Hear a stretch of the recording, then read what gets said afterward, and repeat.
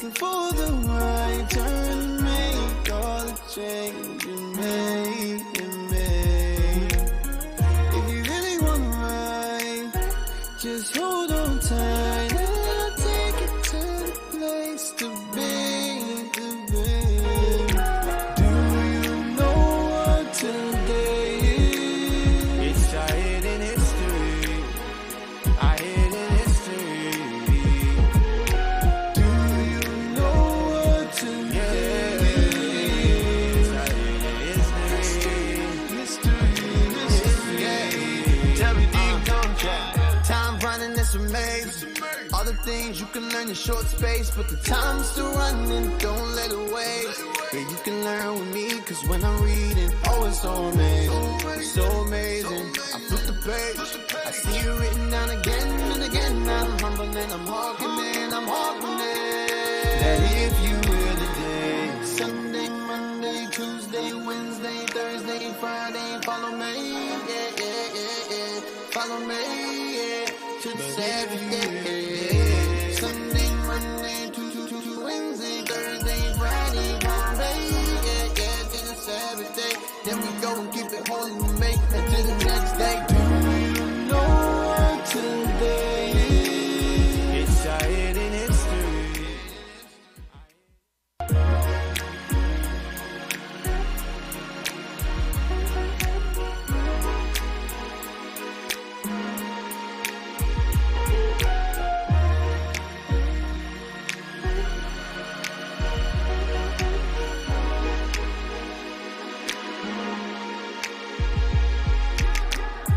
Do you really wanna know?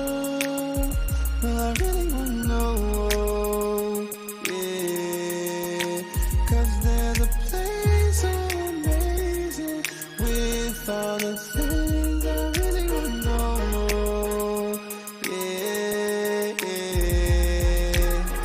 I'm driving all night, looking for the right turn, make all the change you make.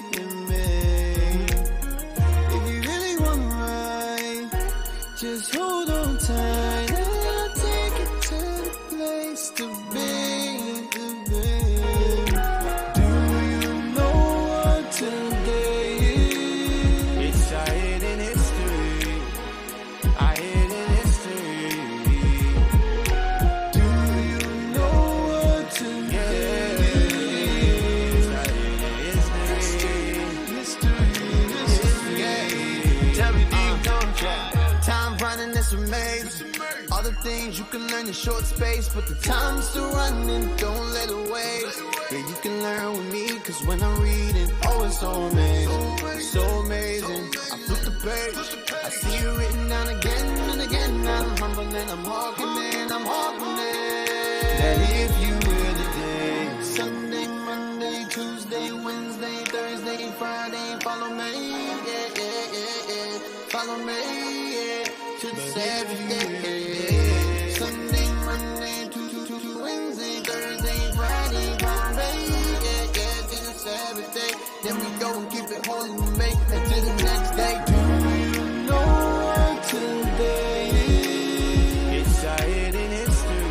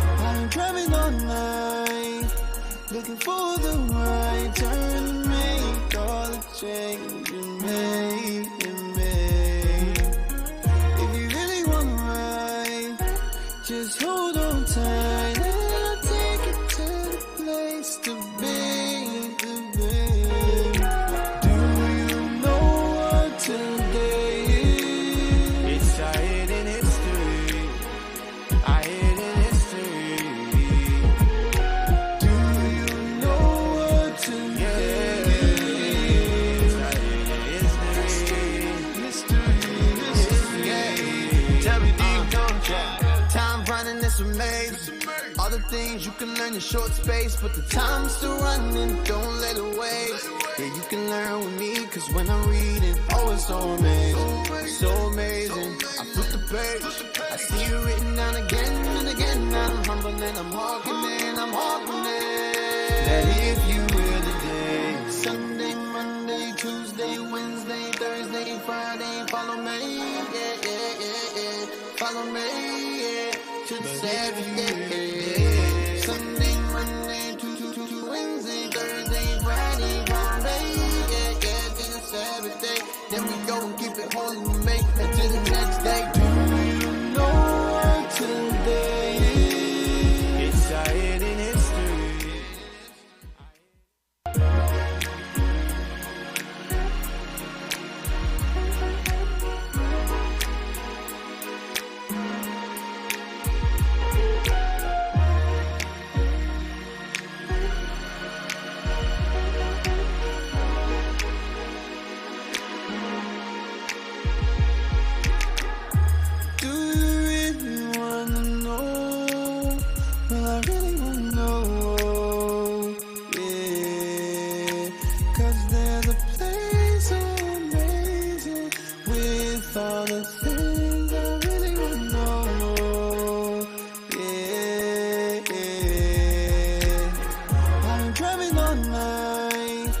Looking for the right turn to make all the change you made. If you really want to ride, just hold on tight and I'll take it to the place to be, Do you know what today is? It's our hidden history, our hidden history.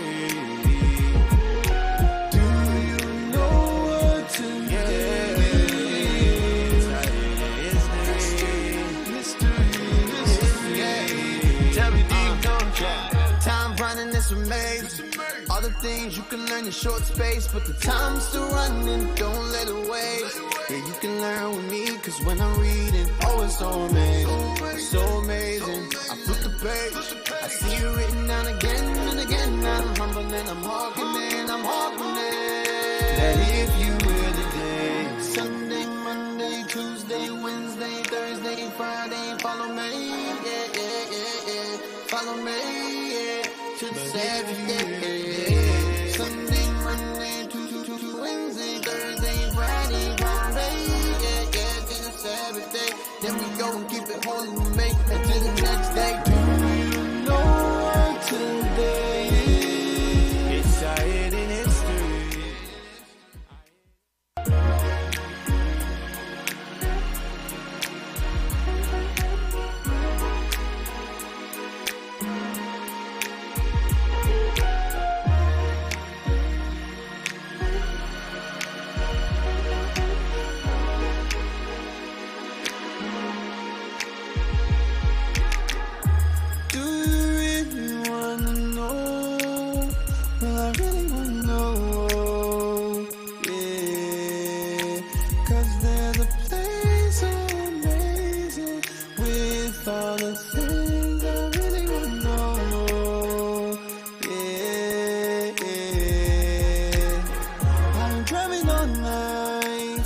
Looking for the right turn to make all the change you made.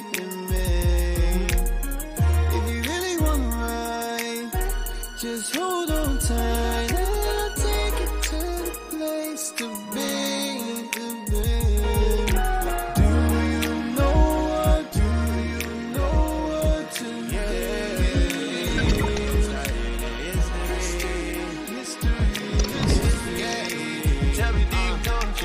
Time running this maze. All the things you can learn in short space, but the time's still running, don't let it waste. Yeah, you can learn with me, cause when I'm reading, oh, it's so amazing, so amazing. I flip the page, I see it written down again and again. I'm humble and I'm hearkening, that if you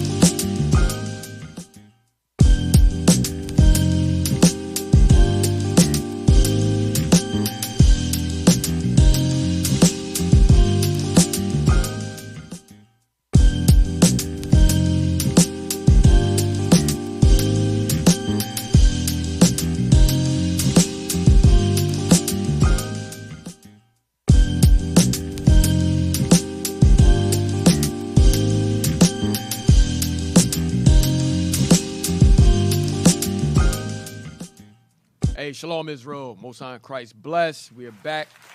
I would like to give a shout out to IT. We had a couple of technical difficulties, so we apologize for the late start. But you're now tuned into Our Hidden History radio show. All right. Let's get into it. So last week, I like to do a little recap. Last week, we went into we started out. We entering into the destruction of Jerusalem. We enter into 70 A.D. All right. So last week we dealt with Josephus, how he became a traitor to his own people. How he became a traitor to his own people. All right, and how he sided with Rome. Now you have the book of Flavius Josephus. That name, Titus gave him that name, and he also became Titus' bodyguard. Give me that page again. Oh, I'm sorry. Before we do that, I wanted to go back into Africa. Remember Luke 21:24?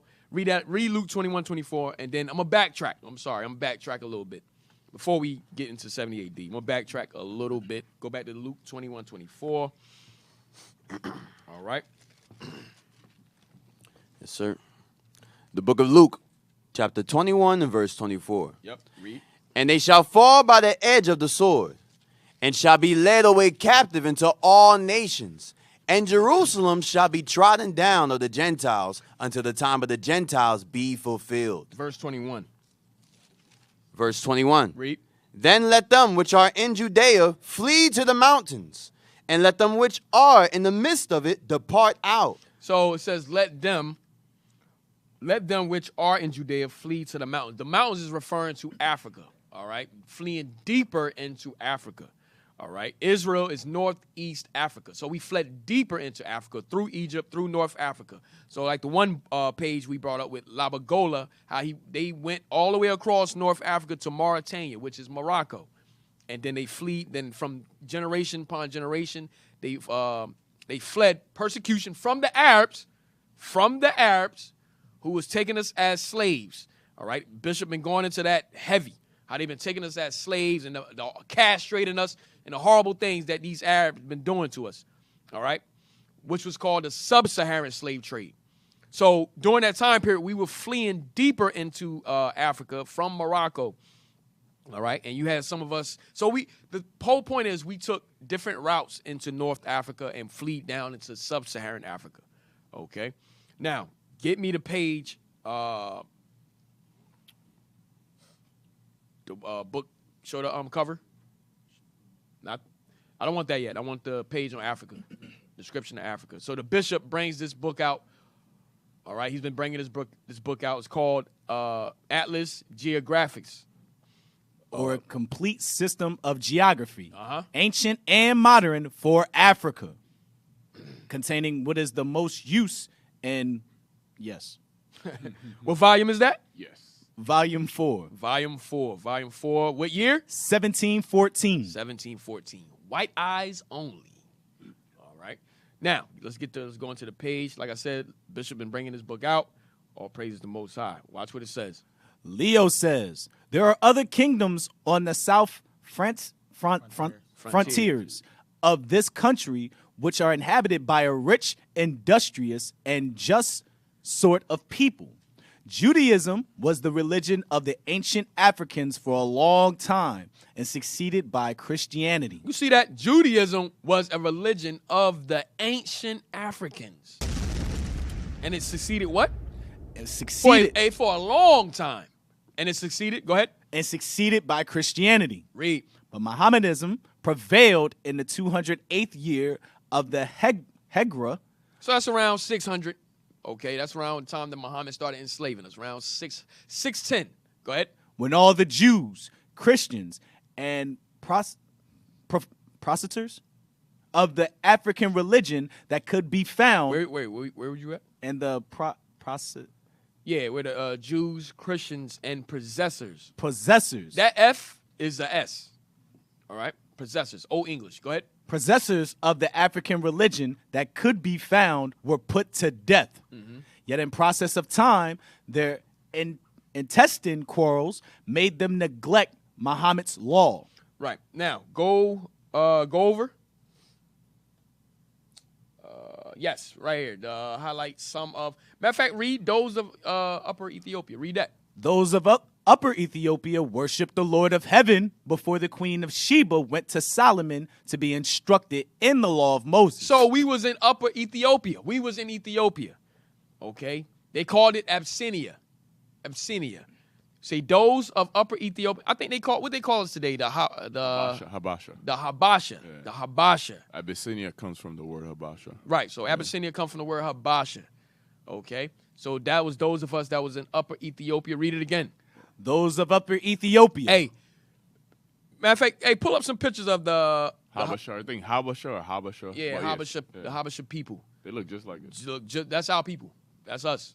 We got one Ari here. I'm sorry. Yeah. Oh, he's here. He's not here. Not here, but you know in the He's congregation. so-called Eritrean. Yeah. Ethiopian. Same people. Disrespectful. How's it disrespectful? It's the truth. I lie not. All right. Right. So go ahead. Right. So this is the Habasha, the Habasha people. All right. Go give me some more pictures. Damn, you look just like Ari. Yeah, he do look like oh sorry. I wasn't gonna say nothing, but he do. See, I lie not, man. Damn. Yeah, yeah, right here. Blow this up. This pic right here. So just put cornrows on them. Look. Look, that's our people. Yep. That's us.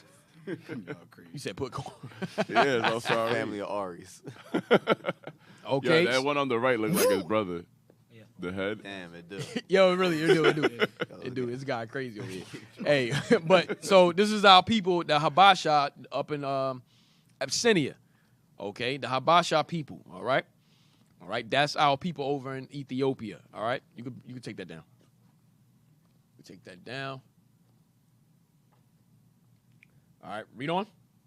Those of Upper Ethiopia worshiped the Lord of heaven before the queen of Sheba went to Solomon to be instructed in the law of Moses and the prophets. So we was already worshiping the Lord of heaven. We was already worshiping the Most High before the Queen of Sheba went to Solomon. All right, go ahead. When they embraced Judaism, as did also some of the inhabitants of Lower Ethiopia, who continued in it till they were caught Christianity by the queen of So they were taught. Christianity by the queen of Candace's eunuch, who was baptized by Philip. Right. So that goes back to Acts 8:31. All right. Now give me Zephaniah. Give me Zephaniah. So understand, we scattered all over Africa. Remember, we fled into Africa. Zephaniah 3. Yes, sir. The book of Zephaniah, chapter 3 and verse 10. From beyond the rivers of Ethiopia, my suppliants, even the daughter of my dispersed, shall bring mine offering. Right. So from beyond the rivers of Ethiopia. So the Lord is letting you know we have people in Ethiopia. All right. We have people around that area. Ethiopia, Burundi, Uganda. Our people is there. We scattered. Remember, we fled. Luke 21:24. All right. Read again. From beyond the rivers of Ethiopia, my suppliants, even the daughter of my dispersed, shall bring mine offering. Right. So we shall bring the Lord's offering from Ethiopia. All right. Go back to the page.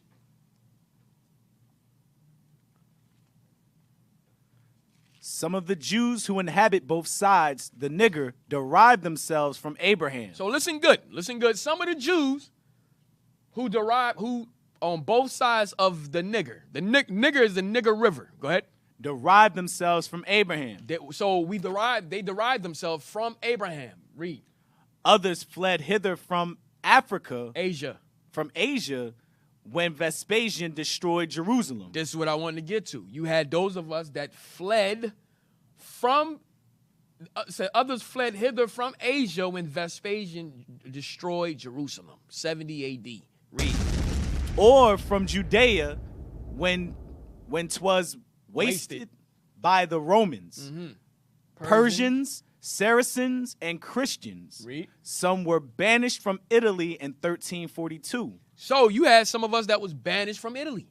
In 1342, we were banished from Italy. Read. From Spain in 1462. From Spain in 1462. Read. From the Low Countries in 1350. Read on. From France in 1403. And from England in 1422. Read.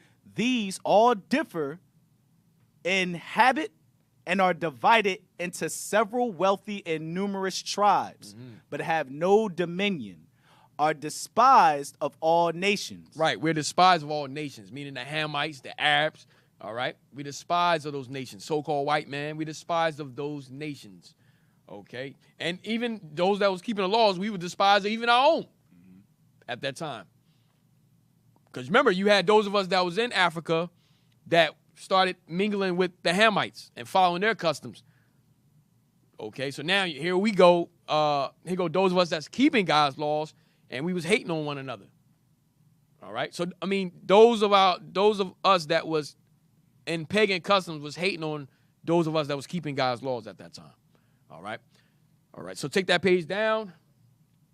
Hey, officer. Go ahead. You know how leadership always says a lot of the tribes in Africa, scattered in Africa, is Northern Kingdom. This scripture, as well as Second Ezra, shows that because, remember, it says in Second Ezra, they entered in through the Euphrates.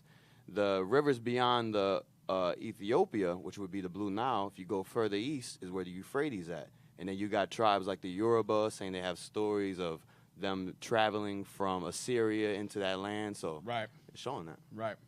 All praises. So now go back. Let's go back to Josephus. Josephus.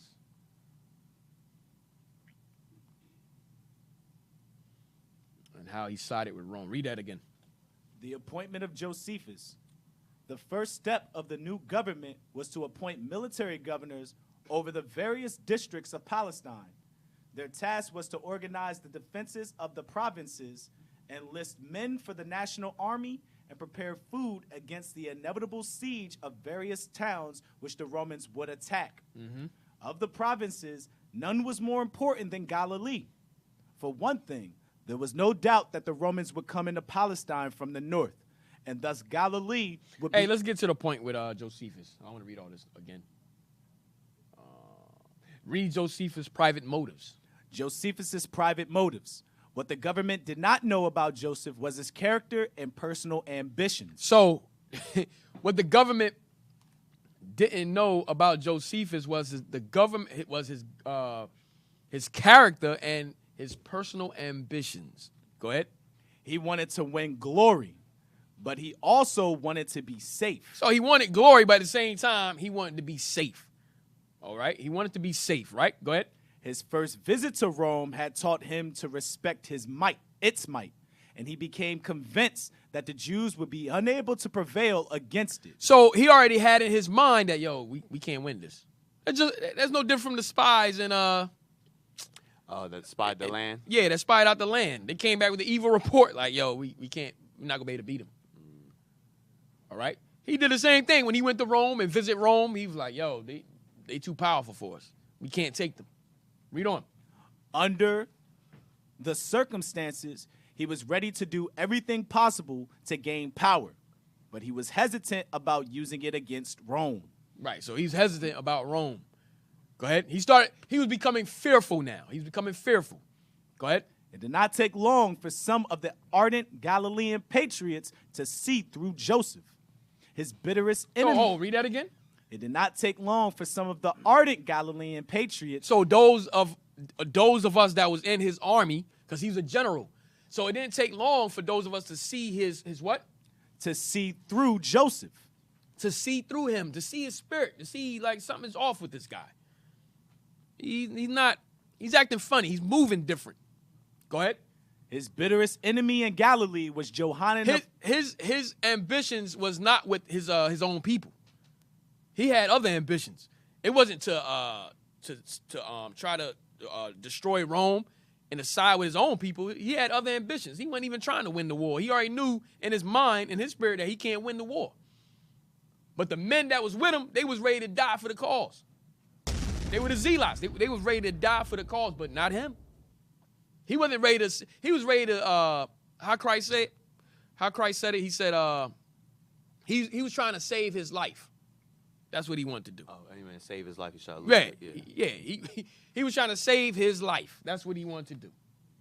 Read on. His bitterest enemy in Galilee was Johanan of Gischala, who accused him of dealing very gently with the property of the Jewish aristocrats. Read. Instead of confiscating this property of Jews who were on the side of Rome so as to use it for fighting the battles of the Jews, Joseph simply returned the property to its owners.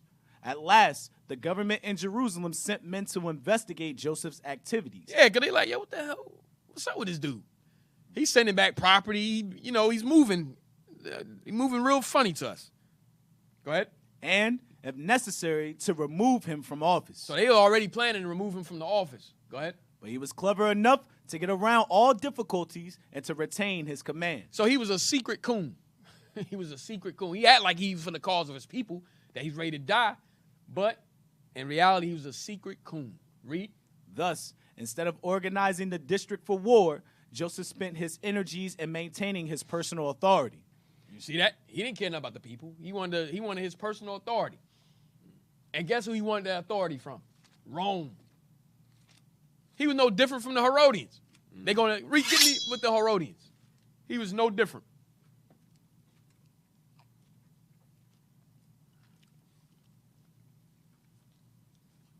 And the Pharisees. I think it's John 11. Yeah. Verse 49.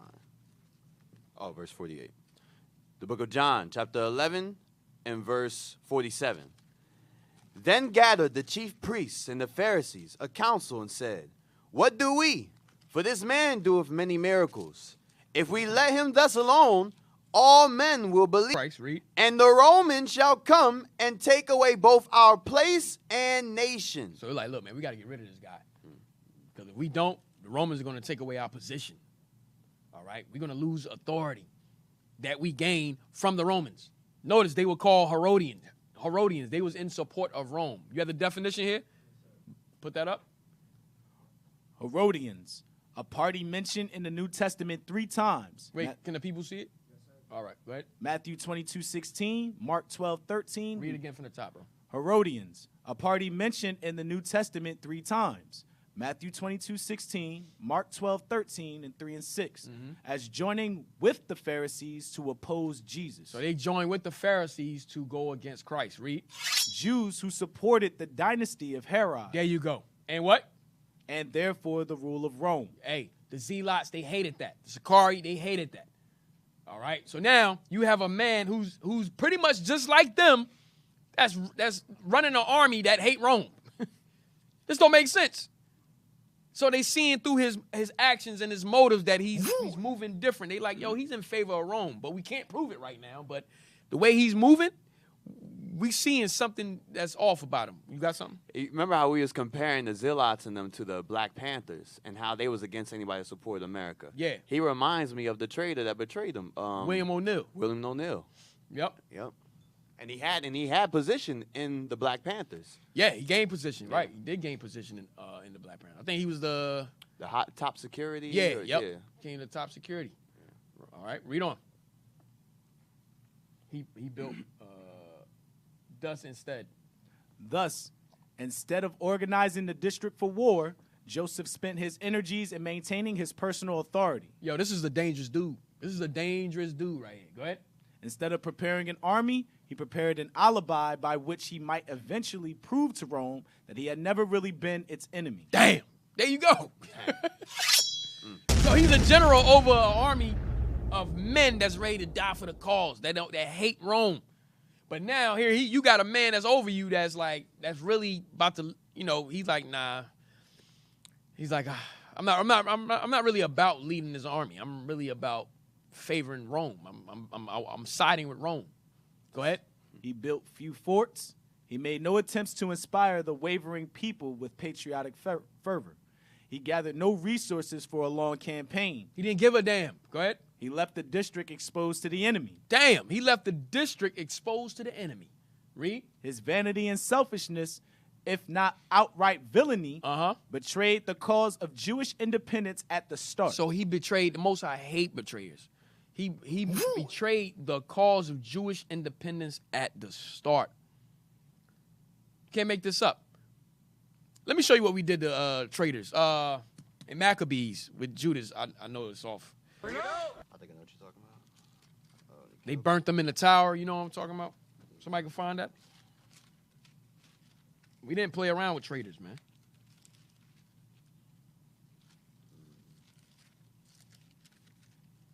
But we know traitors going to be around. The Bible prophesies that.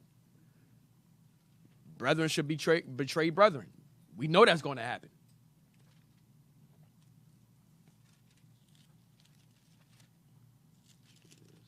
Hey, until you find it, hey, read on. Go back. Yeah. Roman preparations. In the meantime, the Romans were preparing a large and well-equipped army. So now, we getting into 70 AD. This is what we've been waiting for. So we about to hit 70 AD. What happened? How did it go down? All right, read. In the meantime, the Romans were preparing a large and well-equipped army to quell... Before we go there, hey, drop that. Somebody else find it. Hey, give me Deuteronomy 28:47 or 49. With a prophecy. First, get Luke 21. Get Luke 21. When Christ said that all things, this is paraphrase. Yeah. Let's get the prophecy first. The book of Luke, chapter 21 and verse 22. Yep. For these be the days of vengeance, that all things which are written may be fulfilled. So Christ said, these be the days of vengeance. Vengeance, that all things which are written may be fulfilled. Where was it written? What is Christ referring to? Now give me Deuteronomy 28. Deuteronomy 28, the prophecy. The curses. Start verse 49. Yep. Deuteronomy chapter 28, verse 49. The Lord shall bring a nation against thee from far, from the end of the earth, as swift as the eagle flieth. So we know the eagle is talking about Rome, Esau. Right?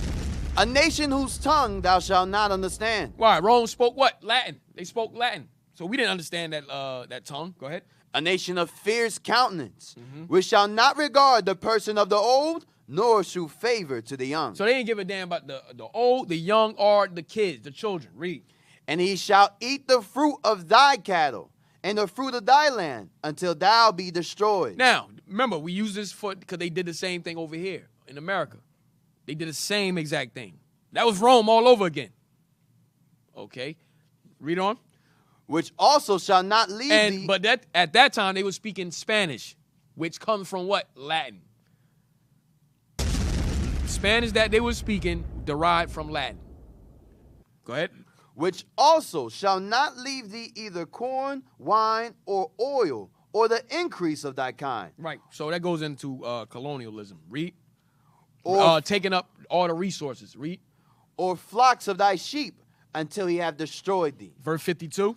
And he shall besiege thee in all thy gates. He shall do what? He shall besiege thee in all thy gates. What did Christ say when Rome came in? He said when a nation, when the army, Jerusalem shall be compassed. right, when Jerusalem shall be compassed with armies, that's a besiege. Read it again. And he shall besiege thee in all thy gates. Read. Until thy high and fenced walls come down. Read. Wherein thou trustest. Throughout all thy land. Because they said, look, we had the strongest walls. Okay, no one could penetrate through our walls. It took them 3 years. Yeah, Titus, right. It took him Besiege us 3 years to 3 years, besiege yeah. us. Because we had the strongest forts, the strongest walls. He could not take it down. Right? Go ahead. That's And- why it says, read that part again. And fenced walls come down. No, And until thy high and fenced walls come down. read 52 from the top. Yes, sir. And he shall besiege thee in all thy gates, until thy high and fenced walls come down. Read. Wherein thou trustest. Right, wherein we had trusted. Read. Throughout all thy land. And he shall besiege thee in all thy gates throughout all thy land. Right, because remember, he didn't just besiege Jerusalem. That was last. He besieged Galilee. They besieged Joppa. They besieged our whole land. Go ahead. Which the Lord thy God hath given thee. Read. And thou shalt eat the fruit of thy own body, the flesh of thy sons and thy daughters, which the Lord thy God hath given thee, in the siege and in the straitness wherewith thine enemies shall distress thee. Right. That's why Christ said, woe to them that give suck in that time. Okay? Woe to them that give suck in that time. Meaning, woe to them that's breastfeeding around that time that this pop off. Why? Because read that part again. And thou shalt eat the fruit of thine own body. We will be eating our own children at this time. Read. The flesh of thy sons and of thy daughters, which the Lord thy God hath given thee, in the siege and in the straitness wherewith thine enemies shall distress thee. Read on. So that the man that is tender among you. So understand. Give me Jeremiah 19:9. Because I know a lot of the curses are generational. This didn't just happen 70 AD. Okay? They happened to us in our captivities, right? In all our captivities. So Jeremiah 19:9. This is the Babylonian captivity. Same thing happened. I just wanted to bring that up. Jeremiah chapter 19 and verse 9. Read. And I will cause them to eat the flesh of their sons and the flesh of their daughters. And they shall eat every one the flesh of his friend in the siege and straitness, wherewith their enemies and they that seek their lives shall straiten them. Remember the scripture in 2nd Ezra says the Most High judgments are like a ring. The Most High judgments are like a ring. They go around and around. Okay? History repeating itself pretty much. All right? So this didn't just happen 70 AD. This happened in all our captivities. This was going on. All right? So now I'm showing you here it happened during the Babylonian captivity also as well. All right? But our focus right now is 70 AD. I was going to say concerning this scripture as well, when you read up, it talks about the valley of Hinnom. You know how you're saying that judgment goes around and you reap what you sow. What Israel was doing in the valley of Hinnom was sacrificing their children. So he said, all right, you're going to sacrifice your children. I'm going to make you eat your children. Make you eat your children. Crazy. All right. Hey, yeah, get a symbol of Rome, the eagle. The eagle. Bring that up. Yep. That's the symbol of Rome, the eagle, and likewise in America. In the good old USA. Same symbol. America is an extension of ancient Rome. All right. Letting you know the eagle, it symbolizes Esau, that race of people. That whole race. All right. Go back to Deuteronomy 28. Book of Deuteronomy, chapter 28 and verse 55. Verse 54. So that the man that is tender among you and very delicate, his eyes shall be evil toward his brother, and toward the wife of his bosom, and toward the remnant of his children, which he shall leave. Right. So the man that's tender among his own family is going to be an evil eye amongst everybody at this time. Everybody pretty much for self. That's what's going on. Everybody for self right now. All right. Read that part again. So that the man that is tender among you and very delicate. Loving. The man that is loving, that loves his family. Go ahead. His eyes shall be evil toward his brother. Evil eye towards his brother. Read. And toward the wife of his bosom. And toward the remnant of his children, which he shall leave. And also you see that with the Zealots, how they was carrying on. They was killing. Yeah. It was a murder. It was a bloodbath. It was Chirac in Jerusalem at this time. We didn't give a damn. Just like it is today. Just murdering, robbing each other, okay, killing each other. And this is a tactic that Rome played on us. They let us destroy ourselves within, okay? They let us destroy ourselves within, and then on the outside, they just waiting for us to make a move. They was waiting to make a move. Rome did this over and over again. Read on. Verse 56. Verse 55. So that he will not give Yo, man, what's up, man? You skipping... Now I was trying to find that other scripture for you. Oh. Verse 55. So that he will not give to any of them of the flesh of his children whom he shall eat. Why? Because guess what? Now, everybody, let me tell you what Rome did. We're going to get into it. Rome starved us out. Just like they did over in with the Palestinians. They starved them out. Yep. Right? Shut off their water supply. They did the same. This is their attack. This is how they get down. So they did the same things to us 70 AD. They did the the same thing here, where they came and conquered the Americas. They would use certain tribes against other tribes and not feed that army. And then when we would kill each other, we would eat the dead bodies of our own people because they weren't feeding us. But they would use us to conquer each other. Crazy. That's their tactic. It's an old strategy of theirs. Okay, so read that part again. 50, was that 55? Yeah. Read it. So that he will not give to any of them of the flesh of his children, whom he shall eat. What? Right, because now your family's looking for food. So they see you got some food somewhere. They come in, they like, yo, you got food. Like, nah, I ain't got nothing. Like, nah, you got food. You eating something. You hiding somebody's leg. Yeah, you hiding somebody's leg. You hiding an arm. Like, yo, what's up? So that's what it means in verse 54. It says, so that the man that is tender among you and very delicate, his eyes shall be evil towards his brother. All right? And we're going to show you that in history, that prophecy in history, when we go through the pages. Read on. Because he have nothing left him in the siege, and in the straitness wherewith thine enemies shall distress thee in all thy gates. You know what? Our people that talk about taking up, they want to take up arms and so forth. All this man got to do is shut down the water. That's all you got to do is turn the water off, man. It's that simple. Just shut the water off. Close up the grocery stores. We finished. We are finished. That's how they do. That's their strategy. Okay? Look what they did with the pandemic. They shut everything down. People lost their jobs. They couldn't pay for nothing. And that wasn't even... That wasn't even people going crazy. I'm talking about shelves empty. Nothing. Yep. So you like, yo, how the hell am I eat? So imagine what he's really coming down on us. Right. Go ahead, read on. Verse 56. The tender and delicate woman among you, which would not adventure to set the sole of her feet So upon now we the talking ground. about the black woman, Latin woman. Read it again. The tender and delicate woman among you. So the tender and delicate woman, the most loving sister among the mom. Go ahead. Which would not adventure to set the sole of her feet upon the ground. She was so precious, she wouldn't even put her feet on the ground. You understand? So that means, guess what? We had servants that was carrying us. Of the other nations, they was carrying us. Go ahead. For delicateness and tenderness. Her eye shall be evil toward the husband of her bosom, and toward her son, and toward her daughter, and toward her young one that cometh out from between her feet. So that tender and delicate spirit is going to leave her during this time.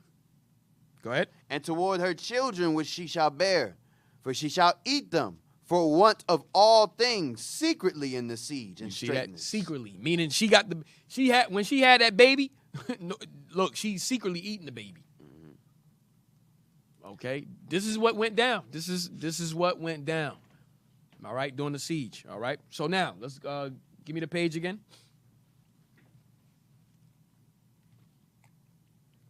Read that. Roman preparations. In the meantime, the Romans were preparing a large and well-equipped army to quell the revolution. So the revolution is the zealots and them and so forth that was planning to go up against Rome. Remember, we won the first quarrel that we had with Rome. We won that.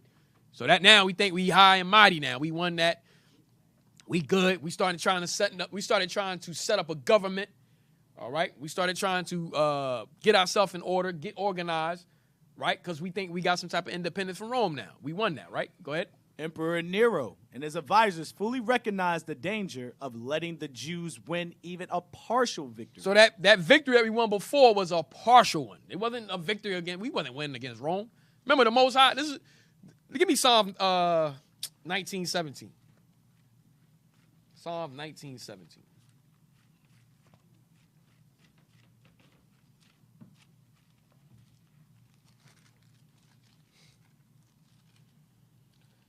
Is that what I want? Yeah, it's 17:19.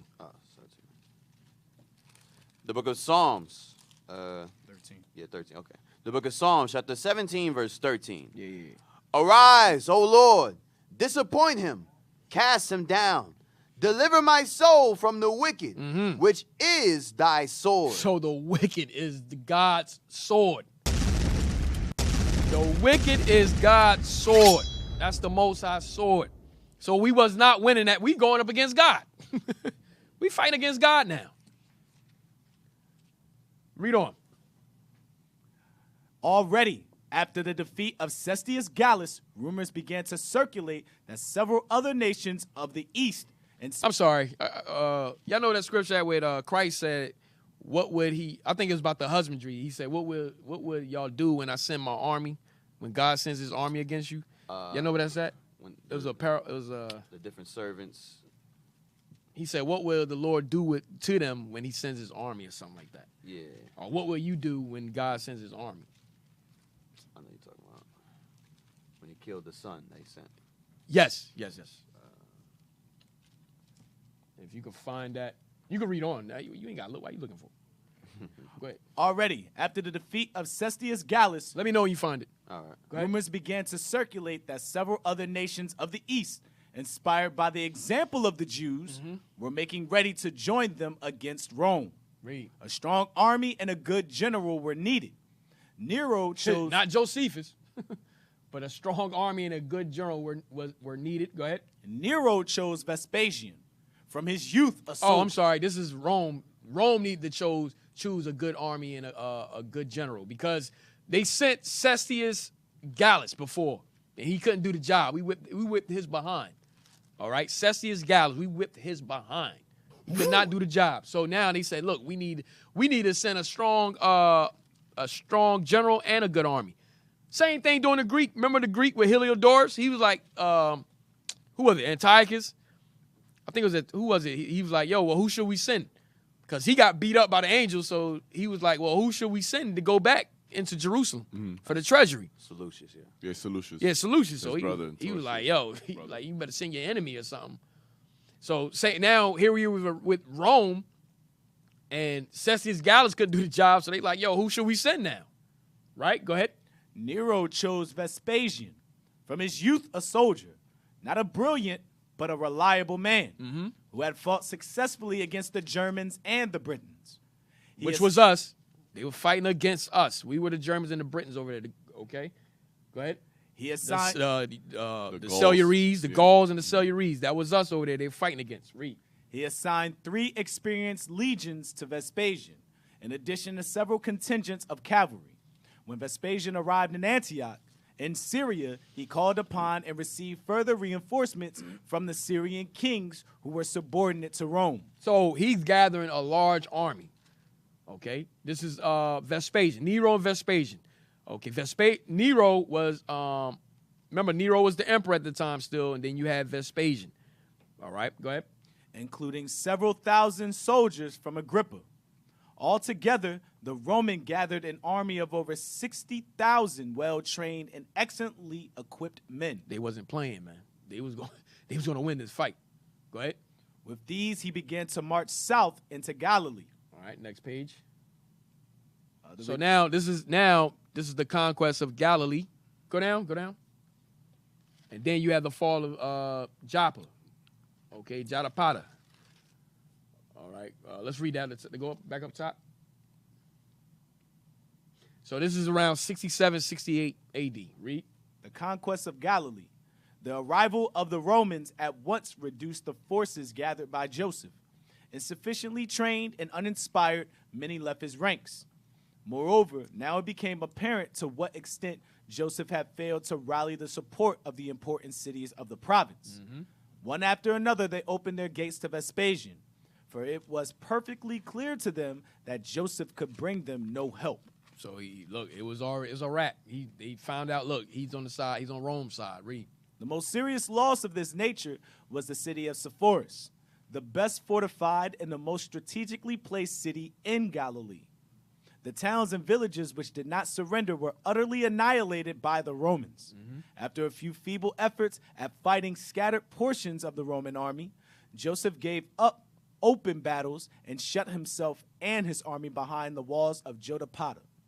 Damn. Read on. The fall of Jotapata. Let me see if I want that. Go down. Go down. Is there another page? Let me see. Oh, the traitor Joseph. Let's read that again. Then we're going to hit 70 AD. We're going to get, give me the history of the Jews with Heinrich Graetz after this. I think that's what I want next. Go ahead. The traitor Joseph. Long before the city fell, Joseph had planned to escape. But this time his soft words and persuasive logic failed. His own soldiers kept watch on him to prevent his desertion. When the city fell, Joseph was not among the slain. While the Jewish soldiers were making the Romans pay dearly for their lives, their commander sought safety in a cave, and a few days later surrendered to the Romans. Listen, he already had all this planned out. He already had this planned out. He was already, his spirit was already with Rome. Okay, he already had this planned out. It's not nothing, and they knew it. They knew it. They were like, yo, this dude, his mind is with Rome. It's not with us. Go ahead. All this Joseph himself records in the great book he, under his Roman name Flavius Josephus, wrote some years later in order to justify himself. He took on a cool name that he got from Titus. He took on a cool name, and then he wrote about himself trying to justify what he did. Read. Hold up. For his desertion of the Jewish cause, as well as to flatter the family of Vespasian and the Romans. He pretended to believe that it was all preordained by God, and that God had granted him prophetic powers so that he could foresee the results of the war. He thought he was doing the service of God. That's what he thought he was doing. He was doing the service of the damn devil. He thought he was doing the service of God. He hated his own people. He was a coon. Read. Perhaps it was his gift of prophecy which saved his life, but it was far more likely to have been the proof he produced of his loyalty to Rome, even while he was leading the Jewish army. Hey, hold on. Read, he pretended again. Notice it says he pretended. Read. He pretended to believe that it was all preordained by God, and that God had granted him prophetic powers so that he could foresee the results of the war. So why didn't he tell his army that then? Why didn't he let his armies know what was going to be the outcome of the war? He kept it all to himself. Why? Because he wanted to side with Rome. Remember, it said he pretended that this is what was happening. Go ahead. Perhaps to justify himself of deserting his own army, deserting his own people. Read. Perhaps it was his gift of prophecy which saved his life, but it was far more likely to have been the proof he produced of his loyalty to Rome, even while he was leading the Jewish army against the Romans. That was it. Perhaps it was his gift of prophecy which saved his life, but it was far more likely to have been the proof he produced of his loyalty to Rome. That was the issue. But he's trying to clear himself of that. Go ahead.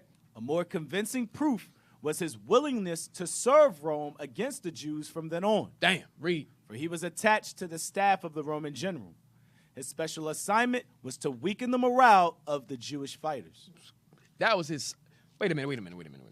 Read, start from a more convincing proof again. A more convincing proof was his willingness to serve Rome against the Jews from then on. Read. For he was attached to the staff of the Roman general. Hold on. While he was leading the army, he was already attached to the staff of the Roman general. Listen, while he was leading his own people in the army, his mind was already with Rome. He was already attached to their staff as a Roman general. Watch the next part.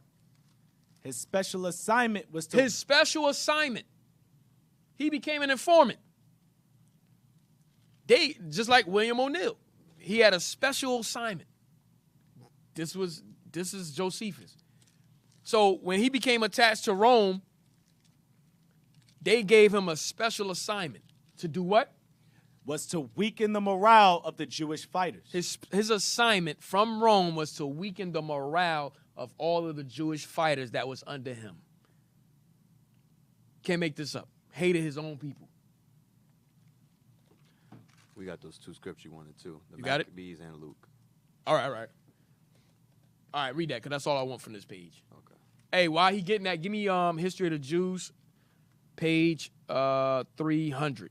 All right, so let's get into 70 AD. Read that. Which one you want, Maccabees or Luke first? Get Maccabees. Okay. 2 Maccabees, chapter 10 and verse 20.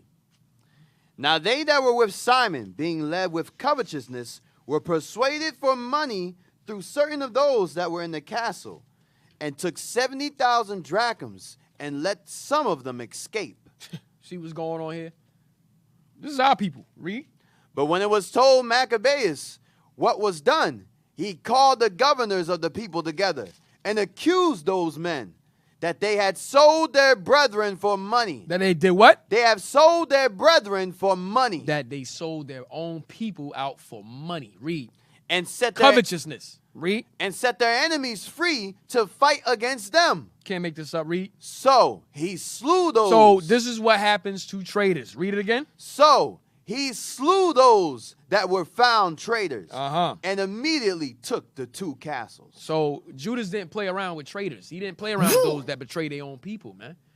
Okay, he took them that betrayed them, and he killed them. That's right. All right, so we didn't play around with no traitors. And those enemies they let loose were Idumeans. as Yes, well. right. He let the Idumeans loose. Yep. Right. All right. So get the other scripture. Yes, sir. The book of Luke, Mark chapter 12 and start at verse 1. And he began to speak unto them by parables. A certain man planted a vineyard and set a hedge about it, and digged a place for the wine fat, and built a tower, and let it out to husbandmen, and went into a far country. And at the season, he sent to the husbandman a servant. That's the Most High. That it says a certain man planted a vineyard and set on hedge about it, and digged a place for the wine fat, and built a tower, and let it out to husbandmen. Go ahead. Meaning the husbandmen are the leaders. Go ahead. And at the season, he sent to the husbandman a servant, that he might receive from the husbandman of the fruit of the vineyard.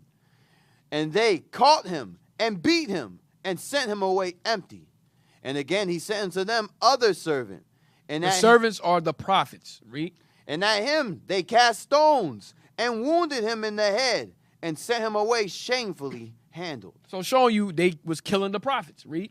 And again he sent another, and he killed them and many others, beating some and killing some. Having yet therefore one son, his well-beloved, This is Christ. he sent him also last unto them, saying, They will reverence my son. But those husbandmen said among themselves, The husband are the Pharisees, the scribes, the Sadducees. Go ahead. This is the heir. The leaders. Read. This is the heir. Come, let us kill him, So they knew who Christ was. Read. and the inheritance shall be ours. And they took him and killed him and cast him out of the vineyard. What shall therefore the Lord of the vineyard do? He will come and destroy the husbandmen, and will give the vineyard unto others. Right. That's not the one. The one with the army. It says army. They didn't say armies on the rest of them. You didn't see, bro. There's one with army. Oh, It is. It is. All right. My bad. But all praise. All praise. All right. That's a good one. Matthew 22. Ah, my man. My man. all praises. What verse? Please help. Help. Matthew 22 and what? Verse 3. Let me see. Let me look at it. Because verse 7, it talks about the armies that's going to go against. Yep. That's it. Yep. That's it. That's it. Oh, That's okay. what I wanted. All praises. All praises. Thank you. Thank you, sir. Matthew chapter 22. So do you still have ill will against your brethren for helping you? That's Emmanuel over there. As a, it's a manual now. Yeah, God is with you, brother. Matthew All praises. chapter 22 and verse 1. And Jesus answered and spake unto them again by parables, and said, The kingdom of heaven is like unto a certain king, which made a marriage for his son, and sent forth his servants to call them that were bidden to the wedding, and they would not come. Again, he sent forth other servants, saying, Tell them which are bidden, Behold, I have prepared my dinner, and my oxen, and my fatlings are killed, and all things are ready. Come unto the marriage. But they made light of it, and went their ways, one to his farm. What verse you at? Verse 5. Read. One to his farm, another to his merchandise. And So letting you know that Christ said there's certain these men were bidding to the wedding. They had their place in the wedding at the marriage. All right, but they had other things on their mind that they wanted to do. So they wanted to take care of. Meaning their mind was in the world still. Okay, they wanted to bury their father. They cared about their job. All these different things. Right. Go ahead. Read that part again. But they made light of it, and went their ways, one to his farm, another to his merchandise. And the remnant took his servants and entreated them spitefully and slew them. Right, so they killed the prophets. Watch this. But when the king heard thereof, he was wroth, and he sent forth his armies. He sent forth what? His armies. Read. And destroyed those murderers And burned up their city. This is Rome. Okay, Rome. So it said this 70, Christ letting you know 70 AD. He said, but when the king heard thereof, he was wroth and he sent forth his armies. Okay. Remember we read Psalms. Get that again? 17:13.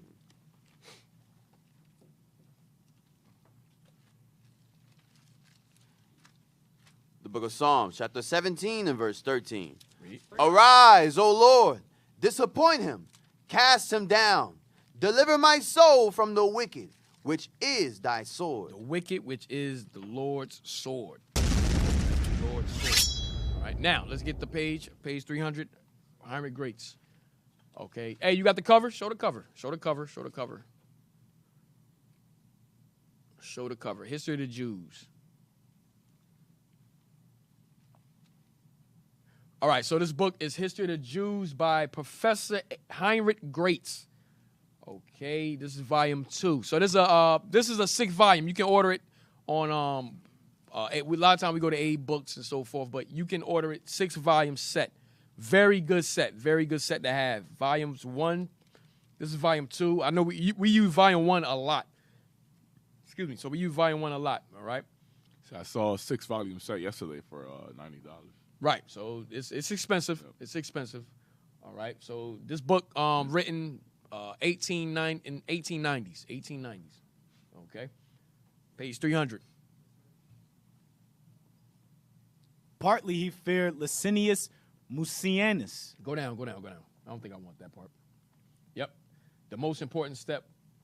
Start at the Princess Berenice.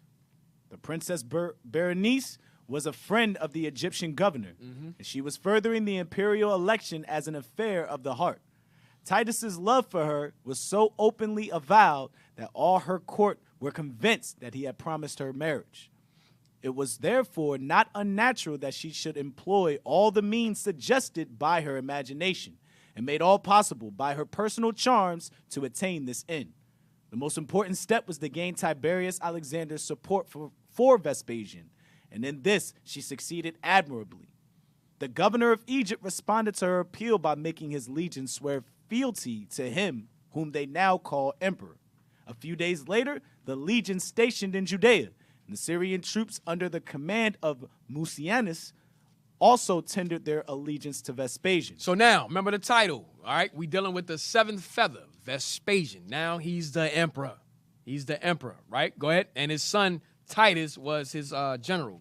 Go ahead. The possession of the coveted purple was enough to make Vespasian for the time being forgetful of the conquest of Judea. So they got comfortable, complacent. They forgot about us, right? Go ahead. Accompanied by his son Titus, he repaired to Egypt, where they received the news of Vitellius's death, December 69. So this is December 69. Read. An event which had drawn forth but the contemptuous scorn of his people. Read. And how did Jerusalem spend the 2 years of peace that Vespasian granted her? So Vespasian granted our city, Jerusalem, 2 years of peace. Was it really peace? We're going to find out what was happening. Was it really peace going on in the city? Read on. There were originally 4 distinct factions in the city. Factions goes into gangs. Look up the word factions. Look up the word factions.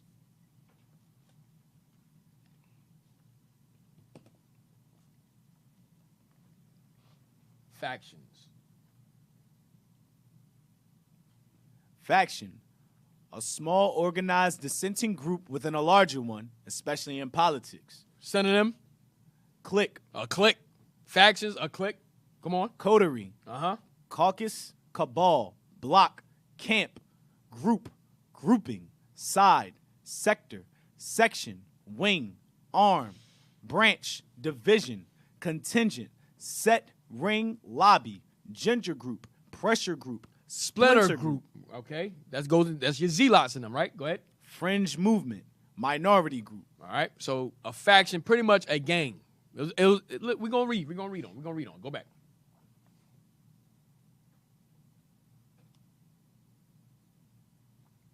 Remember, Vespasian granted us 2 years of peace.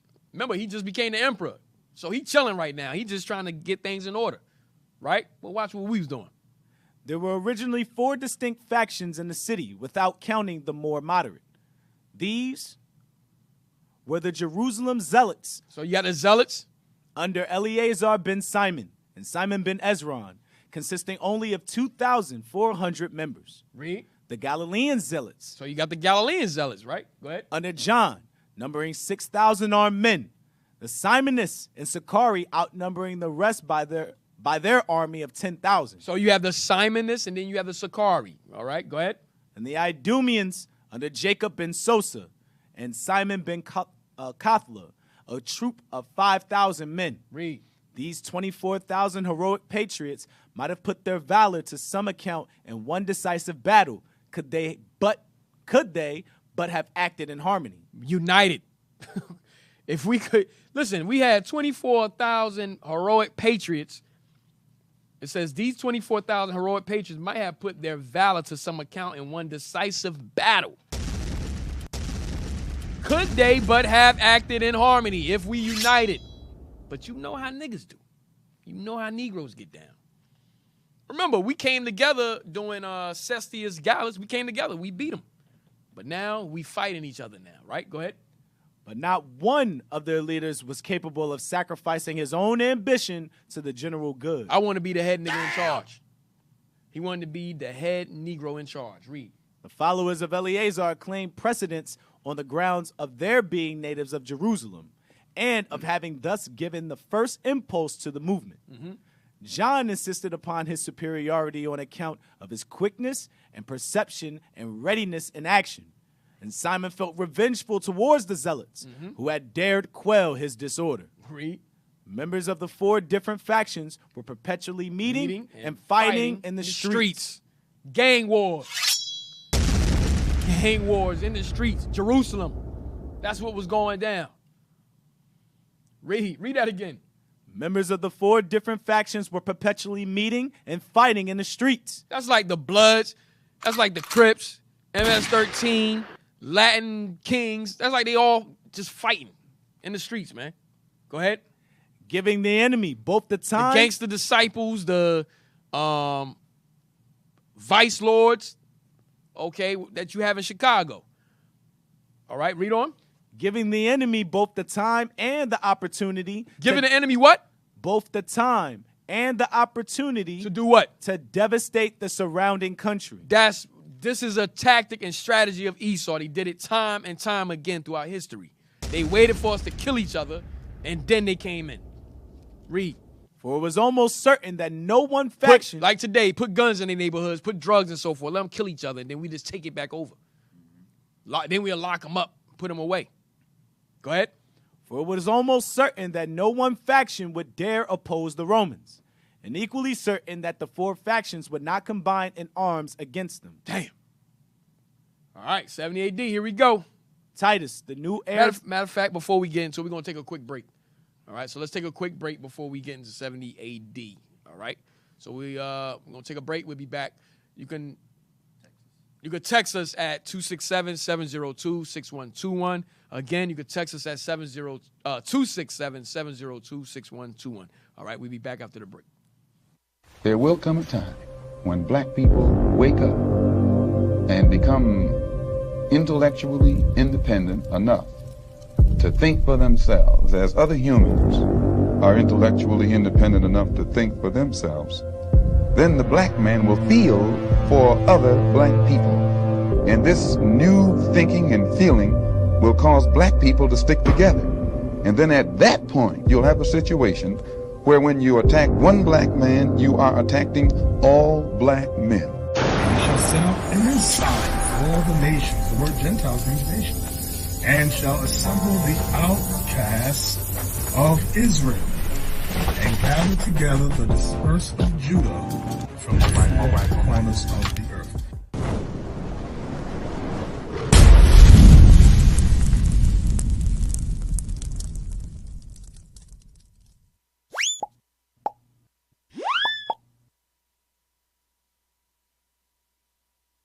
IUIC Boom Cards are fun, interactive digital activity quiz cards for children ages 2 through 10. Our Boom Cards offer an educational product that is the first of its kind. We have decks in English and Spanish, tailor-made for young Israelites to learn our history and commandments. You can use them in your homeschool classroom and after-school assignments, or even on the go. The intuitive, easy-to-maneuver digital learning features found on our Boom Cards are self-correcting, allowing children to learn without their parents' help. Anytime you have an internet connection, you can fill your child's idle time with profitable and true biblical teaching. You can access IUIC Boom Cards on any mobile device or computer at www.boomlearning.com/author/IUIC. You can also download the Boom Cards app on the Apple App Store, Google Play Store, or even on your Kindle. Righteous digital activities and study tools for your children are now available through IUIC Boom Cards.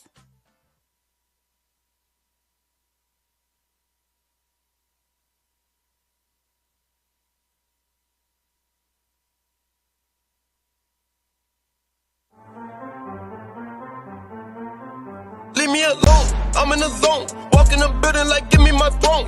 You want the smoke, then it comes to the dome. I take over Texas and make it my home. Skirt, boom, fly through the room. Fly in a ship that look just like cartoon. You want the smoke, we got armies on moons. The Lord get an order, we move to the tomb. 12 never lacking from Texas to Jackson. We been about action, the South be a faction. We got the numbers to make you a fraction. My Bible is precept, now that's really matching. Go to the place where they put us on ships. Go with the power, I summon a whip. Don't do no talking, I gave all the options. Now give me my Bible and let's get it poppin'. Shout out to Dallas that beat a platoon. Look to the east and then back for the boom. We been up fighting from 12 until noon. I'll burn a big house and then find all the coons.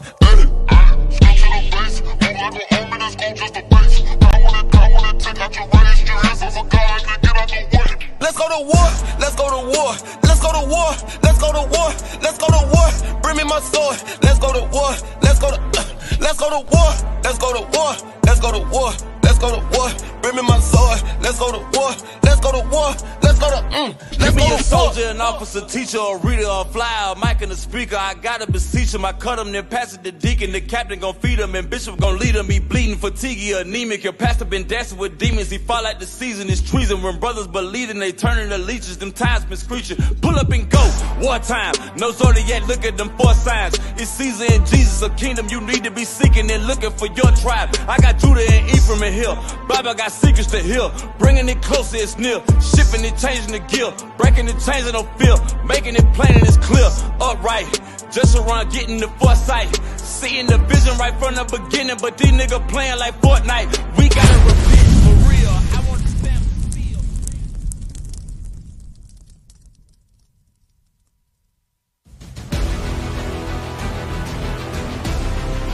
As the prophets moved from corners to countries, they stood united with one common goal: to awake the 12 tribes of the children of Israel. Follow us as we follow them in our latest edition of the Hebrews Journal, From Corners to Countries. Get your copy today. If we don't support our own, who will?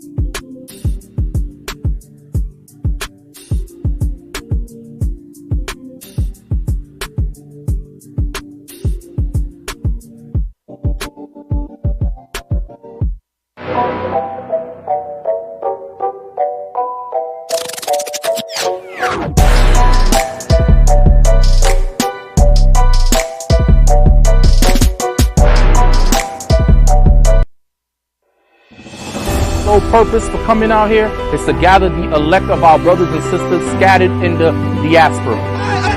King Solomon was the son of King David. Jesus Christ come from that bloodline. So Jesus Christ is not a white man. Jesus Christ is a black man. Those brokenhearted, read on, from what? To preach deliverance to the captives. Read on. and recovering of sight to the blind. Recovering the sight to the blind, those that have been blinded through religion, because religion teaches us everything outside of the Bible. Exploitation en Ecuador, Venezuela, Colombia, Sudamérica, Chile, Argentina, México, Salvador, Honduras, Nicaragua, todos donde están las 12 tribus. Jesus, igual a fita dele, a cabeça deu, a cabeça. Now we are lost sheep. We have to go back. We should encourage ourselves that we are Israelites.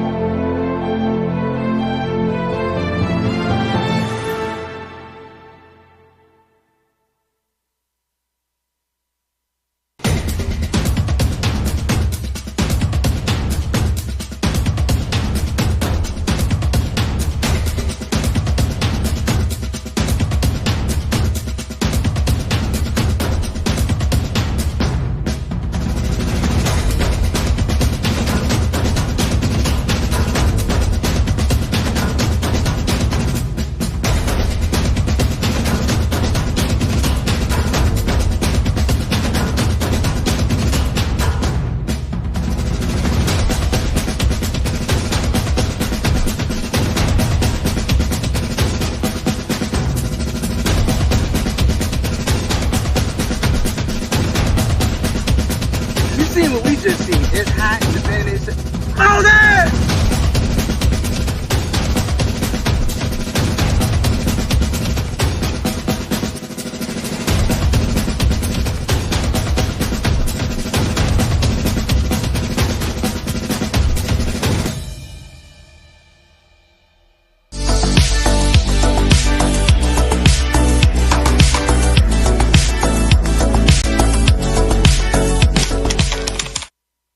Hey, Shalom Israel, Most High Christ bless, Captain Get a Light, Israel United in Christ. And today we did our first ever Youth Violence and Conflict Resolution Seminar here in the Atlanta greater area. Now, one thing we did a little bit different this time, we had a panel discussion, all right? So we had some school teachers, we had coaches, we had motivational speakers, we had people that own businesses and brands, and we brought them all together along with Israel United in Christ. We talked about some of the issues plaguing our community and the solutions for it. So how do we become men and how do we prosper? He said it's because we keep God's commandments, his charge, his statutes, and his testimonies. We have not learned that. We dead, we living, we breathing, but we dead spiritually. We don't know nothing about ourselves. So we don't know what we're supposed to be doing.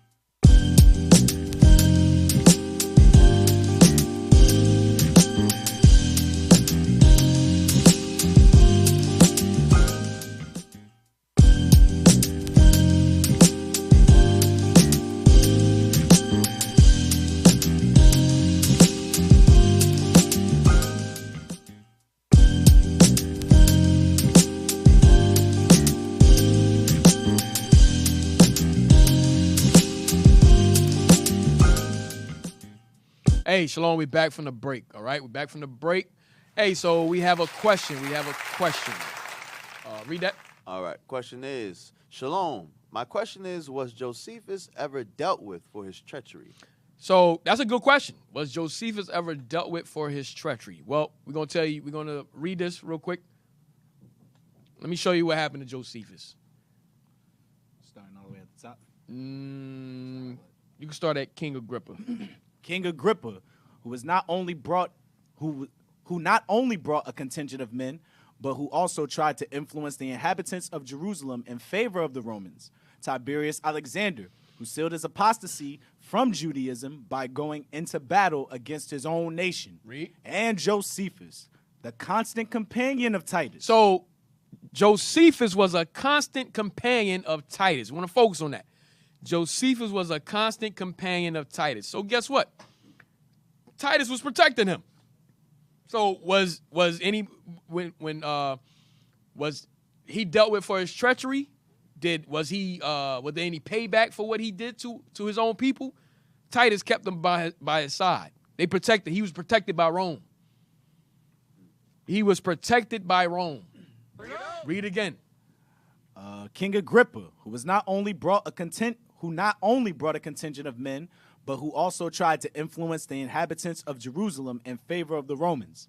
Tiberius Alexander, who sealed his apostasy from Judaism by going into battle against his own nation. And Josephus, the constant companion of Titus. Watch this. Who from being a prisoner. So Josephus became a prisoner at first. Okay, by Titus. But watch this. Had become a guide in the country which he knew so well. Titus made him his guide. So he took him as a prisoner of war, but then Josephus he could have used him. He could use him, right? Go ahead. Titus was not experienced enough in the art of war. So Titus wasn't experienced in the art of war. Read. And so bade the Judean apostate stand by his side. You see that? So Titus kept him by his hip to do what? And gave him the command of his own bodyguard. That's what became of Josephus. He started to command. He became Titus' bodyguard. That's what he became. All right? So was he dealt with for his treachery? Titus had him close to his hip, man. Titus, he was a constant companion of Titus. Titus used him as a guide to maneuver around our land. All right? Go ahead, read on. But the hostile factions had drawn together when this new danger threatened them. Shortly before the All right, that's it. Now, give me the you got the Wikipedia? Yeah, you just put up Josephus on the Yeah, just put up Josephus tells you on the died. Wikipedia. Let's see when he died. Remember, if you sided with Rome, they gave you what? They gave you fame, riches, honor. Okay? That's what they gave you. All right, read that. Flavius Josephus, AD 37 to 100, was a Roman Jewish historian and military leader. Best known for writing the Jewish War, he was born in Jerusalem, then part of the Roman province of Judea. Jump down. So it said, look, died AD 100, Yeah. the age of 62, 63. He had 5 sons. So he lived a decent life. Wait, hold on. It's right here. Yeah. Come on, go back up. Start at he initially fought. He initially fought against the Roman Empire during the First Jewish-Roman War as general of the Jewish forces in Galilee, until surrendering in 67 A.D. Surrendering means he became a traitor. Read. To the Roman army led by military commander Vespasian after the 6-week siege of Yodfat. So he was 30 years old when he became a traitor. Yeah, became a traitor. Yep, 30 years old.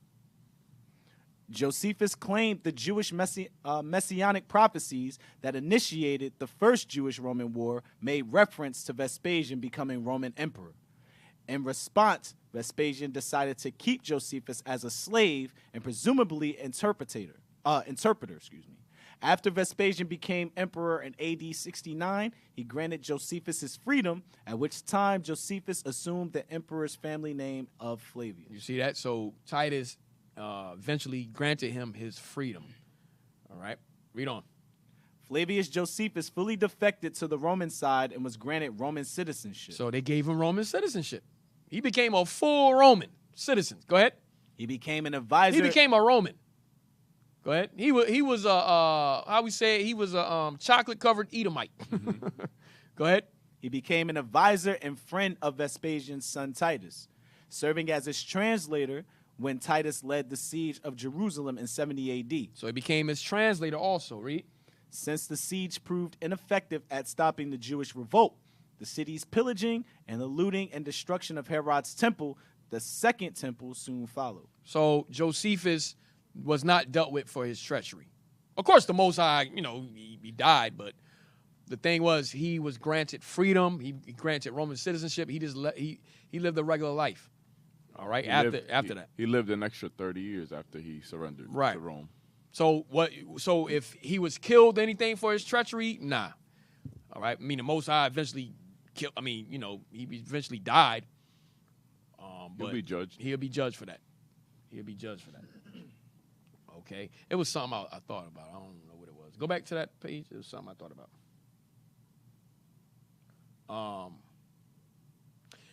The prophecies. Remember, he said he pretended to understand the gift of prophecy. He pretended to, he pretended to know the gift of prophecies and so forth. I think that's going back into Josephus knew that he knew that Christ said that. Well, he knew what Christ said. Yes, that's what I'm trying to say. He knew what Christ said that we wasn't going to win this war. He understood about 70 AD. That's what he's saying. The desolation thereof is nigh. Right. He understood that. So he became a betrayer. He became a betrayer. He became a betrayer. So he understood the prophecy, but he became a betrayer. All right. You had three factions. You had those that fought against Rome, those that actually listened to Christ, and those that surrendered to Rome. Right. Right. All right. Now go back to the other page. So to answer your question, he wasn't dealt with his treachery. He lived a full life of Roman citizenship and so forth. They gave him his freedom. Titus kept him protected. He became the bodyguard of Titus. All right, and these are the things that this is how Rome get down if you side with them. Okay, they give you riches, fame, and all of that. So that's how he lived his life after 70 AD. All right, what page is this? I don't want that right now. Give me 300. Go back to 300. Yep, the bottom of 300. Read that. Hold on. Go down. Go up. Go up. All right. Go back down to the bottom of 300. All right. So let's get into 70 AD before we end. And how did Jerusalem spend the 2 years of peace that Vespasian granted her? There were originally 4 distinct factions in the city. So we read that. Go back. Go next page. Go down. Yep, Titus, the new heir. Read that. Titus, the new heir to the imperial throne, at last made his appearance before Jerusalem, February 70. So, hey, pull up. Now we in the 8th feather. Pull up the Bible Atlas real quick. That's crazy. Josephus surrendered in 67, and 3 years later, he came back with Titus and besieged Jerusalem with Titus. Because he knew. He surrendered at the beginning of the siege. Mm-hmm. When the Jerusalem started being compassed with armies, he knew, Christ said this. He said that. But he didn't run away. He decided to surrender. He decided to surrender. And then 3 years later, at the completion of the siege, he came back with Titus and betrayed and, guided him. All right, let's read this. And then I want to go back to that page where it say he understood the prophecies. I want to go back to that after this page right here. I know I'm all over the place. All right, go ahead. Titus, Flavian, AD 79 to 81. Rome again burns, AD 80. Dedication of the Flavian Amphitheater, the Colosseum. Arch of Titus, dedicated, AD 81. So, I'm sorry, we're not at the 8th feather. We still with Vespasian. We still dealing with Vespasian, the 7th feather. I'm sorry. All right. Titus was working under his father as a general. He's working under his father, and he was the 8th feather. Mm-hmm. So we'll deal with that later on. All right. Now go back to the page. Josephus about the prophecies. He pretended to know. Yep. Blow that up. He pretended. Sorry about that. Go ahead. He pretended to believe that it was all preordained by God. So he understood Luke 21:24. He understood that. Right? Go ahead. and that God had granted him prophetic powers so that he could foresee the results of the war. So that's what it means by God granting him prophetic powers. So because he understood Daniel 9:25, he understood that. He took credit for it. Instead of giving glory to the Most High, he took credit like, nah, I got it. Right. Go ahead. Perhaps it was his gift of prophecy which saved his life, but it was far more likely to have been the proof he produced of his loyalty to Rome even while he was leading the Jewish army against the Romans. So because he didn't want to follow Christ and what Christ said, he decided to stay and fight. But because he understood, damn, he did say that he was going to take over Rome. This is what's happening. He decided to become a traitor and side with them. Okay, he still became a traitor. He became a traitor and side with them. All right, and gave allegiance to Rome. That's what happened. I mean, Christ did prophesy, they shall betray one another. Yep. And the love of many shall wax cold. All right, so you can take that page down and give me, now let's go back. Read that. Titus, the new heir to the imperial throne, at last made his appearance before Jerusalem, February 70, fully expecting that he would be able to force the city into submission. So when it says he's the new heir, I misunderstood that. When he says the new heir, meaning his father Vespasian was the emperor, and he was next in line. That's what it means by the new heir. Basically the crown prince. Read the crown prince. Go ahead. For it was almost a reproach to the Romans that this rebellious capital should have maintained her independence for 4 years. The prestige of the new imperial house seemed in some measure to depend upon the fall of Jerusalem. Read. A protracted siege would necessarily imply weakness in the military power of Vespasian and his son. Although Titus was eagerly looking forward to the subjection of Judea, he could not complete his preparations for the siege of Jerusalem before the spring. He collected an army of not less than 80,000 men. Damn.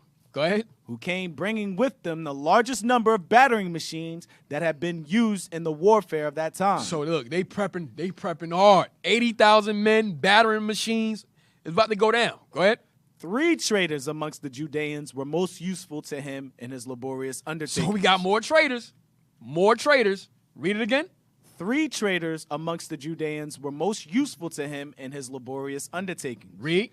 King Agrippa, who not only brought a contingent of men, but who also tried to influence the inhabitants of Jerusalem in favor of the Romans. Right. So we read this page already. We're gonna read it again. Read it. Tiberius Alexander, who sealed his apostasy from Judaism by going into battle against his own nation. Read. And Josephus, the constant companion of Titus, who, from being a prisoner, had become a guide in the country which he knew so well.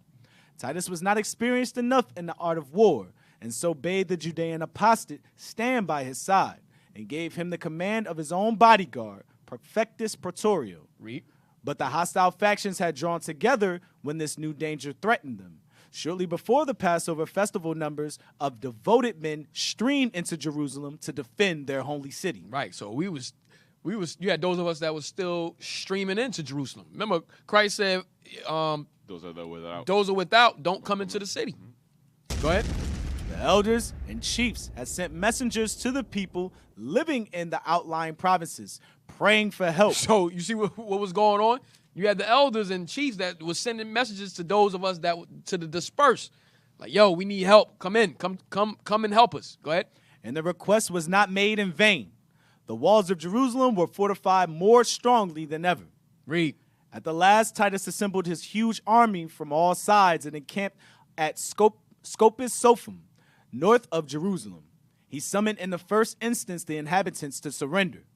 He demanded only submission, acknowledgement of the Roman rule, and payment of the taxes. So that's all he wanted at first, right? Go ahead. Eager as he was to return to Rome, where all the enjoyments belonging to his great position were awaiting him, he was ready to deal gently with the Judeans. Besides which, his devotion to a Judean princess, who, in spite of her errors, still clung faithfully to the holy city, made him anxious to spare that city from destruction. But the Judeans refused all negotiation. So it says, beside which, his devotion to a Judean princess. It's always a sister that's always in the mix of something. You can't make this up. Besides which, his devotion to a Judean princess who, in spite of her errors, still clung faithfully to the holy city. How she still clung faithfully to the holy city? Do you see what it's saying? In spite of her errors, because she sided with him. Go ahead. In spite of her errors, still clung faithfully to the holy city, made him anxious to spare that city from destruction. Why? Because he was messing with her. He was dealing with her. So he was like, damn, I'm going to have to spare this city. I think that Jewish princess, Judean princess, was the daughter of King Agrippa. Oh, okay. Yeah. Berenice. Yep. Yes, that's Berenice. Go ahead. But the Judeans refused all negotiation. They had. So I apologize, sisters. That was Berenice. Go ahead. They had sworn to defend their city with their lives and would not hear of surrender. Then the siege began in earnest. All the gardens and groves to the north and west of Jerusalem, the first points of the attack, were unsparingly destroyed. Titus, anxious to reconnoiter the ground, advanced with a few followers to the north wall, where he narrowly escaped being taken prisoner. The first feat of arms upon the part of the Judeans was crowned with success and seemed a good omen for the future. A few days later, they surprised and totally discomfited the 10th Legion, who were pitching their tents on the Mount of Olives. But unfortunately, this skirmish proved fruitless, for the Judeans were always obliged to retreat to their fortresses, not, however, without having convinced the Romans that they would have a desperate foe to encounter. Read on. The besiegers succeeded in pitching their camps on 3 sides of the city and in raising their engines against the outer wall. So now we besiege in Jerusalem now. Go ahead. Remember Deuteronomy 28:52. Read. Titus commenced operations during the Passover festival, March or April 70, when he believed that the Judeans would not be willing to fight. Don't that sound familiar? Remember in Maccabees, they try to come against us on the Sabbath because they believe that it's the Sabbath. We're not going to fight on the Sabbath. And guess what? 1,000 of us had died during that time because it was the Sabbath. We didn't fight. So Mattathias he made an order that, look, we got to defend ourselves no matter what, or we'll be uprooted out of the earth. So same thing here. They understood, like, yo, nah, let's come against them on Passover because we know they ain't gonna try to fight us, right? Go ahead, read that again. The besiegers. The besiegers succeeded in pitching their camps on 3 sides of the city and in raising their engines against the outer wall. Titus commenced operations during the Passover festival, March or April 70. When he believed that the Judeans would not be willing to fight. Read. But as soon as the engines were in working order, they rushed like demons from their retreat, destroying the battering rams, scattering the workmen, and bringing alarm and confusion upon the enemy. Read. Not only the zealots, but all who could carry arms took part in the defense, the women setting splendid examples of heroism to the men. So you had our women that was helping. Go ahead. The besieged threw masses of stone upon their assailants, poured boiling oil upon their heads, seized the ponderous missiles that were hurled into the city, and turned them into tools of destruction against the Romans. Read. But the latter succeeded in repairing the broken battering rams and in forcing the Judeans, after 15 days of conflict, back from the outer wall. This wall, the scene of a desperate struggle, was at last taken by the Romans, who, while making themselves masters of it, seized the suburban town of Bezetha. All right, let me see if I want anything here. Go down. Yep, let's read. Go back up to the top. The skirmishes. The skirmishes were now carried on daily and with increasing bitterness. After 17 days of unremitting labor, the Romans succeeded in raising their banks opposite the Antonine Tower. But John of Gischala and some heroic followers of Bar Giora, creeping through a subterranean passage, destroyed these works by setting fire to them. With the ever-increasing danger grew the heroism of the besieged. All Josephus's persuasive words, prompted by Titus, were useless. There were but 2 courses left open to them: victory or death. At the very outset of the siege, they had learned what they would have to expect from the Romans. Titus, surnamed the light of all mankind, crucified at times 500 of his prisoners in a day. So Titus was crucifying us like nothing. 500 in one day he crucified us. Read on. Again, he would send them back into the city after cutting off their hands. He was, however, forced to acknowledge to himself that the siege would be one of a long duration. But the horrors of famine were soon to come to his assistance. All egress from and egress into the besieged city being rigorously prevented, the provisions began to fail amongst the thickly crowded populace. You see that? Now provisions, food is being scarce now. Remember, you got millions of people now. Now food is being very, very scarce. Read.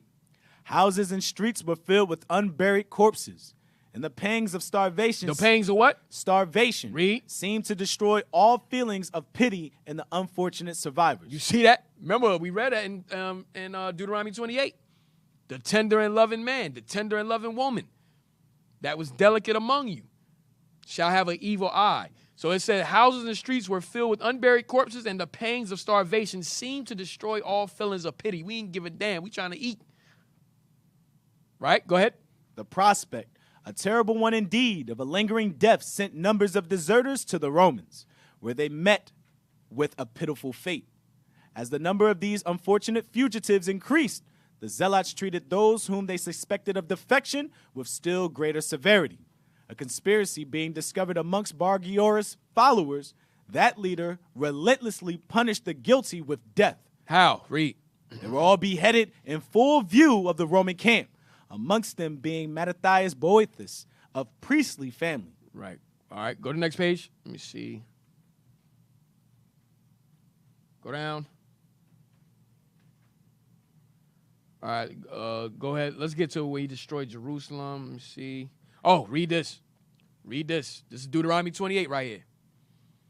Men, go back to the next page and then read up to that point. So you can start at, meanwhile the inhabitants. Hold on. Yep, go up.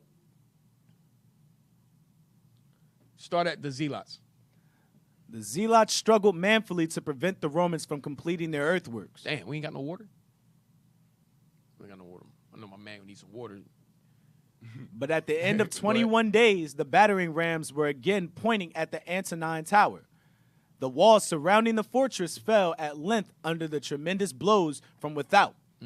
What was the surprise and horror of the Romans, however, when they discovered that a second and inner wall had been erected behind the one they had succeeded in destroying. So we built another wall so they couldn't get through. Go ahead. They tried in vain to storm it, the Judeans repulsing a nocturnal attack. The battle lasted until the following morning.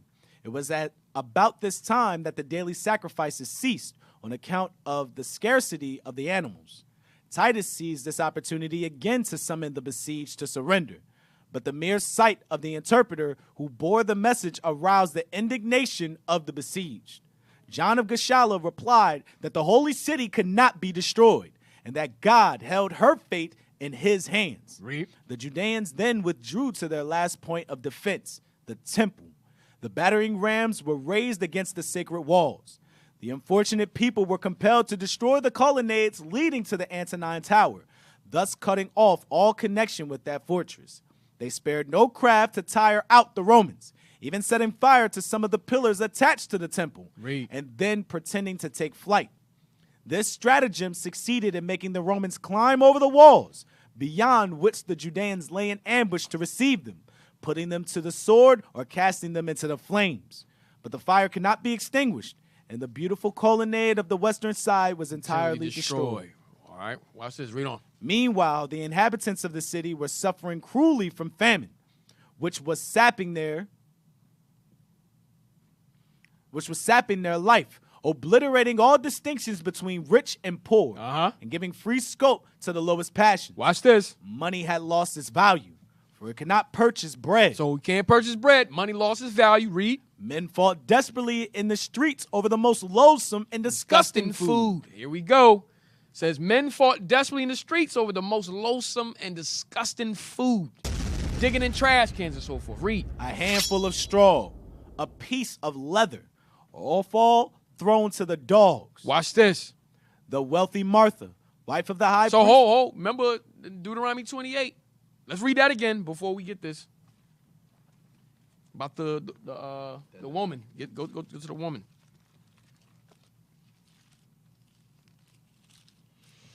black woman. The book of Deuteronomy, chapter 28 and verse 56. The tender and delicate woman among you, which would not adventure to set the sole of her foot upon the ground for delicateness and tenderness. Her eye shall be evil toward the husband of her bosom, and toward her son, and toward her daughter, and toward her young one. Toward her young one, go ahead. That cometh out from between her feet, and toward her children which she shall bear, for she shall eat them for want of all things secretly in the siege and straitness, wherewith thine enemies shall distress thee in thy gates. All right, now go back to the page. Watch this. The wealthy Martha, wife of the high priest Joshua ben Gamaliel, whose wont it had been to step on carpets. Remember, tender and delicate. Tender and delicate. Yeah, that was her custom. That was her custom. She was accustomed to step on carpets. Read. From her house to the temple. From her house to the temple. Go ahead. Was found searching the town like the very poorest for a morsel of food, of even the most revolting description. You see that? So even of the most revolting description. She was wealthy. All right. Remember it said that wouldn't venture to put her feet. I'm tearing it up. Paraphrasing.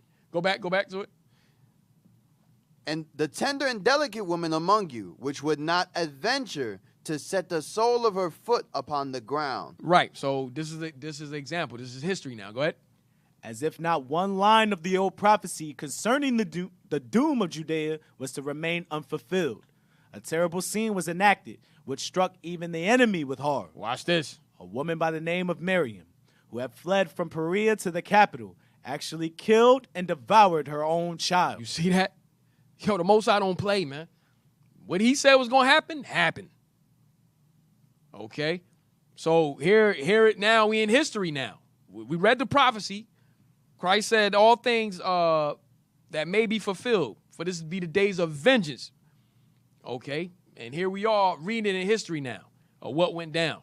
Woe to those that give suck. Right? Woe to those that give suck. Read it again. A woman by the name of Miriam, who had fled from Perea to the capital, actually killed and devoured her own child. So she actually killed and devoured her own child. Let's read on.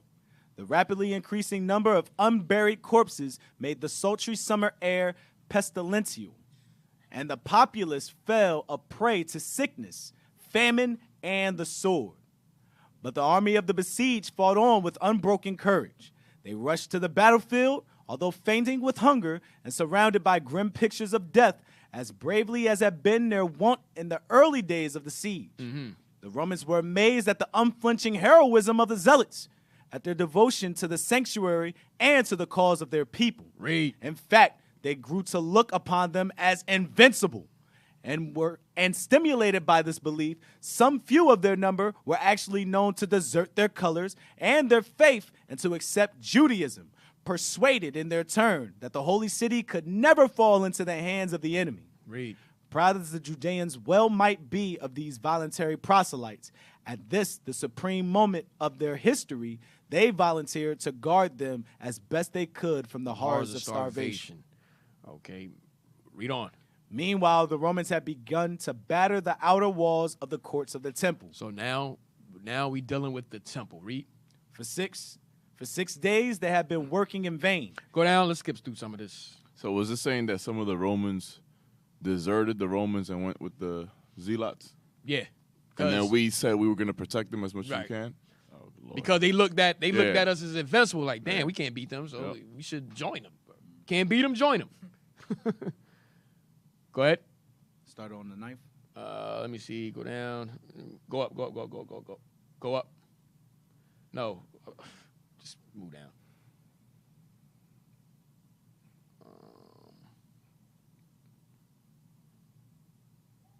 Shoot, we better not be caught with them. But the hour. Say it again. On the 9th. Yeah, start the 9th. So we better not be caught with them in that day. Right. We shall be thrust through. On the 9th Ab, the Judeans made another desperate sally, but were driven back by an overpowering force of the besiegers. But the hour of the city's doom was about to strike, and in striking, leave an echo that would ring through the centuries to come. the besieged attempted one more furious onslaught upon their enemies. They were again defeated and again driven back to their sheltering walls. Watch this. But this time they were closely followed by the Romans, one of whom, seizing a burning firebrand, mounted upon a comrade's shoulders and flung his terrible missile through the so-called golden window of the temple. What happened? Read. The fire blazed up. It caught the wooden beams of the sanctuary and rose in flames heavenwards. At this sight, the bravest of the Judeans recoiled, terror-stricken. Titus hurried to the spot with his troops and shouted to the soldiers to extinguish the flames, but no one heeded him. They let the temple burn. Go ahead. The maddened soldiery plunged into the courts of the temple, murdering all who came within their reach and hurling there the savage soldiery of Rome. But she was more desolate now than in the days of her first captivity. For hushed was the voice of the prophet who once foretold the end of her widowhood and her mourning. So now we have the destruction of Jerusalem and the burning of the temple. Okay. So now, watch this. Now we're going to go to the aftermath of what happened. What happened to us afterwards. Matter of fact, let's get, go to History of the Jews real quick. No, Esau burned the temple twice, man. Yeah. Yep. They love burning our temple down. And taking over our towns, taking over our land. Go to History of the Jews, History of the Jewish Nation. Let me see.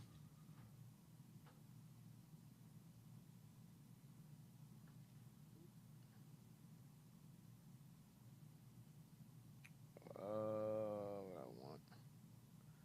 Next page. All right, go back. Go back.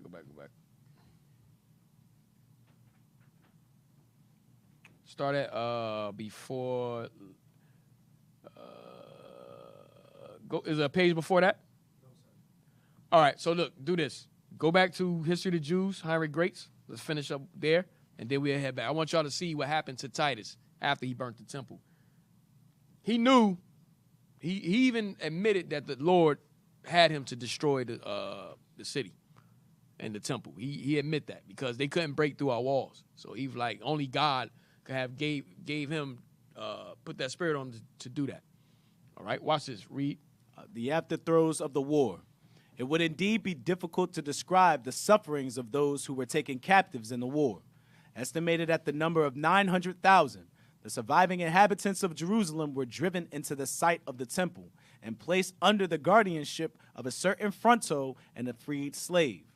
All those who were recognized as insurgents were crucified.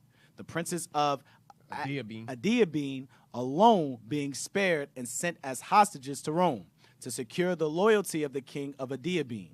17,000 prisoners died of hunger, many of them being neglected by Fronto, whilst others indignantly refused the food which their conquerors offered them.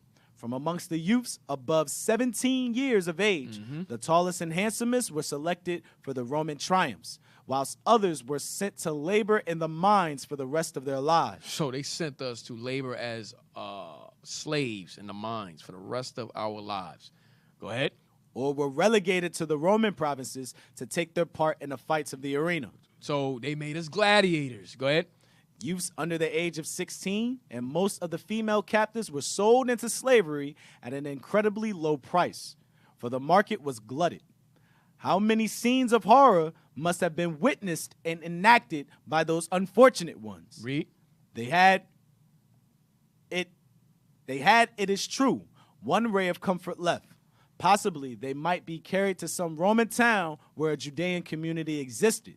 Their own people would assuredly give any sum to purchase their freedom and would then treat them with brotherly sympathy. Right.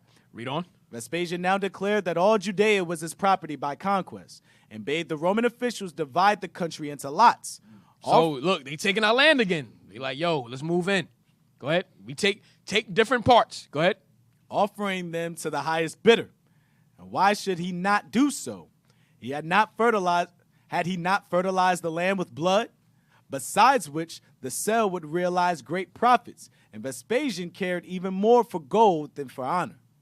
And what was the work of the merciful Titus after ordering the execution of thousands and co-signing thousands to slavery?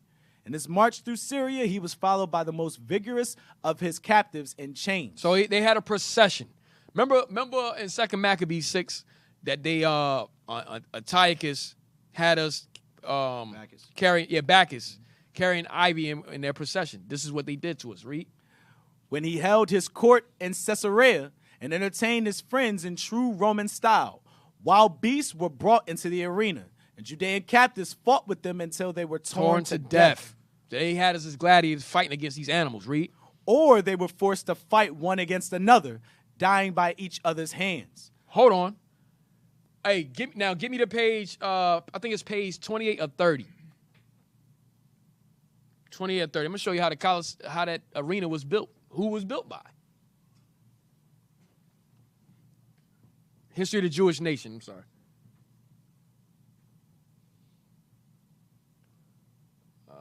Is that it?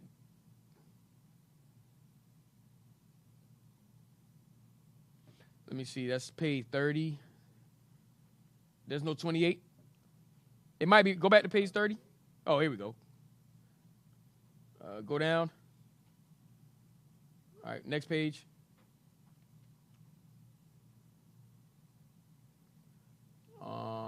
Yeah, let's go. Read that. Wherever the victor appeared, at Peneus, Berytus, Beirut, and in other Syrian towns, festivities were celebrated in honor of himself, of the Emperor Vespasian, Titus's father, and of Domitian, his brother. As usual, on similar occasions, thousands of Jewish captives had to contend in the arena, either with each other or with wild beasts for the amusement of the spectators. Go down.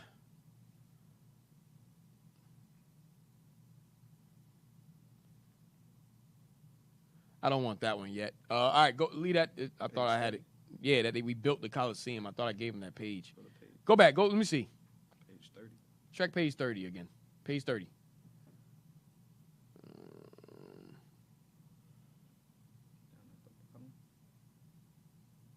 Go down. Yes. Yep. All right. Yeah, read that. The Senate, the procession. The procession ascended the Capitol, where, according to usage, it halted till the leader of the rebellion had been scourged and executed. Mm-hmm. The Senate adjudged this punishment to Simon Gioris.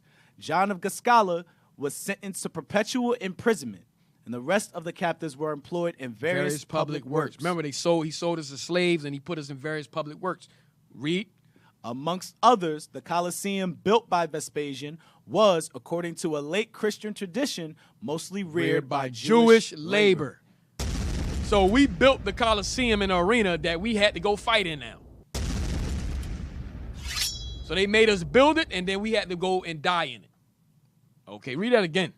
Amongst others, the Colosseum, built by Vespasian, was, according to a late Christian tradition, mostly reared by Jewish labor. So it's reared by us, man. We built that. All right, now go back to the other page before we close out. That where we's at, history, Henry Greats. Yep, I think you was, read that again. And what was the work of the merciful Titus? No, you go down. Yeah, you further down. Go down. Yes, read thus at Caesarea. Thus at Caesarea, 2,500 brave Judean youths perished in this manner to celebrate the birthday of Domitian. To celebrate the what? Birthday of Domitian. They always destroyed us on their birthdays. You had Pharaoh that did it. You had John the Baptist got beheaded on Herod's birthday. Okay. You had Antiochus. Okay. He was destroying us on his birthday. And now here you go again with the Rome. It was always on their birthdays that they destroyed us, that they was killing us. All right, read that again. Thus at Caesarea, 2,500 brave Judean youths perished in this manner to celebrate the birthday of Domitian, the brother of the conqueror. And at Caesarea Philippi, on Mount Hermon, the residence of King Agrippa, this terrible spectacle was renewed before the eyes of that monarch and of the princess Berenice. Vespasian's birthday was honored in the same way at Berytus. So his birthday was honored in the same way. Go ahead. The sand of the arena being literally soaked with Judean blood. Damn. That's how they honored their birthdays, man. Their birthday was celebrated soaked with our blood. Read. In fact, the gentleness and humanity of Titus were strangely displayed in all cities of Syria by a repetition of these barbarities. The Judean communities in Syria, Asia Minor, Alexandria, and Rome very nearly shared the fate of their brethren in Judea. Go ahead. For the war had aroused the hatred of the entire go ahead. Heathen world against the unfortunate children of Israel. Read. A hatred which was fanatical in its intensity, its object being the entire destruction of the whole race. That's what they want to do, destroy all of us. Perpetual hatred. Perpetual hatred. Read on before we end. Titus's inmost feelings must have coincided with those of his people. But strange to say, his love for Berenice, so deeply implanted in his heart, made him, upon one occasion, extend his mercy to her race. So that was Berenice when it said the last couple pages that we read. That was Berenice. Go ahead. When he approached the city of Antioch, the whole populace turned out to meet him and demanded nothing less than the expulsion of the Judean colony. But Titus replied that the Judeans, having no country left to them, it would be inhuman to expel them from Antioch. They had no retreat. He even refused sternly to cancel their existing privileges. The Alexandrian Judeans also were left undisturbed in their adopted city. All right, so we're going to end it there. All right. So all praises. So next show, we're going to finish up with Titus and how they treated us after the war. And also what happened to Titus. With the Most High still punished Titus for what he did. Okay, so we're going to go into that also next show, Life Lasts. All right, Lord's will Life Lasts. Off Sabbath. Hey, Israel, let's give the leadership a hand for that class. All praise the Most High. Great information. All praise the Lord. All right, Israel, make sure you subscribe to us on YouTube, okay? Subscribe to Our Hidden History Radio on YouTube. Hit the notifications button so you know when we go live, all right? Also, subscribe to our Philly pages, IUIC Philadelphia and IUIC Philadelphia in the Classroom to get the latest content from the captain and officers of IUIC Philly. You can donate to Our Hidden History on PayPal, too, IUIC.Philadelphia@IsraelUnite.org. In the comments section, put OHH so we can purchase more books to bring out to you. Donate to the Booster Club. You can donate to the Booster Club on PayPal, too, IUIC.fundraising@IsraelUnite.org. Last but not least, subscribe to IUIC TV to get exclusive content from the leadership of IUIC. And tune in next to Raven and Wolves with Deacon Malafiah. All right, all praises. Let's give a shout out to IT. I know we got a late start, but they got themselves together. All praises. All right. Never mind. Let's give a shout out to the sisters for making the breakfast for us this morning. All right, so we always want to honor IT, honor the sisters. Okay, so with that, we're going to say shalom next show. Shalom. What's up, guys? Bless.